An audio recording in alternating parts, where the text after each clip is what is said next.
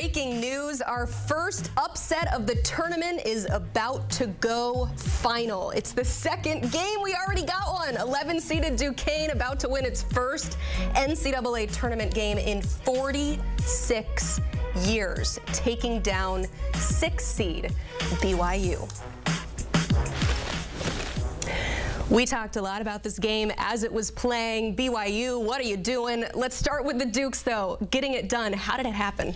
What a story for Keith Dambrot. He announces his retirement right before this tournament even started, and they just played harder. I mean, from the jump. I mean, this game for Duquesne was won right when the ball was thrown up in the air because they were ready to play. The game was an 11:30 a.m. game, Central Time. They got off the bus. They were fired up, started the game off 9-0, and just played harder throughout, made their free throws coming down the stretch. There is one guy in this tournament you don't want to foul. It's the guy you see at the free throw line right now in Day Grant. Day Grant shooting 94%. You were saying that I may jinx him. You don't jinx a 94% free throw shooter. I can promise you that. It's close to being called automatic. Matt McCall here with me, by the way. I was too excited to talk about this when I didn't even introduce you because, again, this is what March is all about, finally getting our first upset. Did not have to wait too long for it.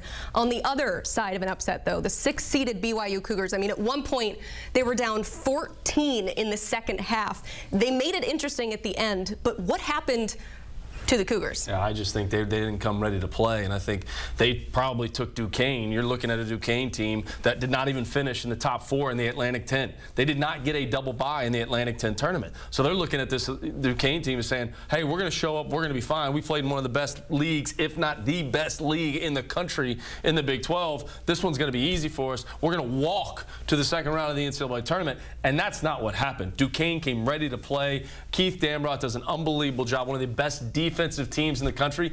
Defense in this one won out. Day Grant, Jimmy Clark, they're two of the best guards in this entire tournament. They're going to be able to help push their offense. They got to continue to get better on the offensive end of the floor. They want to make a deep run in this thing, but their defense, it traveled. They're ready to go. They are celebrating in downtown Pittsburgh for the Duquesne Dukes. Yeah, you mentioned Keith Dambrot actually announcing his retirement before this game. Sorry, the golf is going to have to wait. You continue to dance. They will face the winner of Morehead State and Illinois next. You mentioned the defense, that it travels.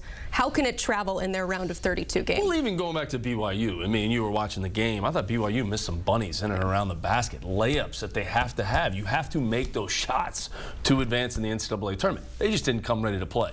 But this defense for Duquesne, one of the better defenses in the entire tournament. They're tough, they're physical, they've got guards that want to get out on the perimeter, and guards can't just dribble past them. Be interesting to see who they match up with in this second round. An Illinois team has a lot of firepower on the offensive end of the floor, but so does BYU. BYU has a lot of firepower on the offensive end of the floor, and that Duquesne defense won out. Credit them, credit Coach Dambrot. This run, it's not time to retire. You just alluded to it. We're not going fishing yet, Coach. We're not going to the golf course. That can wait. Got to continue to advance in the tournament. Yeah, you got to make history first. First win since 1969 for the Dukes. Keith Dambrot getting a lot of credit for being the head coach of one LeBron James from back in high school. But what does this win mean to a program like Duquesne? Well, I think it's not only Duquesne, the Atlantic 10. I think the Atlantic 10 a lot of times gets disrespected as a league. The Atlantic 10 is a basketball league, and we're getting ready to see Dayton, another great program, play in this tournament later on, who, by the way, I have winning against Nevada. Hopefully I didn't jinx them right there. I know I didn't jinx Day Grant at the foul line. But the Atlantic 10 is a basketball league, and Duquesne proved that by going into this game and knocking off a 6-seeded BYU team, who a lot of people were high on and thought BYU could possibly make a run. But great job by Keith Dambrot and his defense to be able to find a way to win this. The Atlantic 10 has prepared these teams for this. They were in dogfights all year. They started the A-10 off 0-5 in the league. They went 11 out of their last 13. Find a way to win that Atlantic 10 tournament. And who'd they knock off? Oh, the Dayton Flyers. Oh, just the Dayton Flyers, who will be playing at some point in this tournament as well. The Bid Thieves, we love to see it early on in March. The action continues all throughout the weekend, and the guys on the Eye on College Basketball podcast will have you covered with daily recaps of everything happening in this tournament. Make sure you scan that QR code and listen now.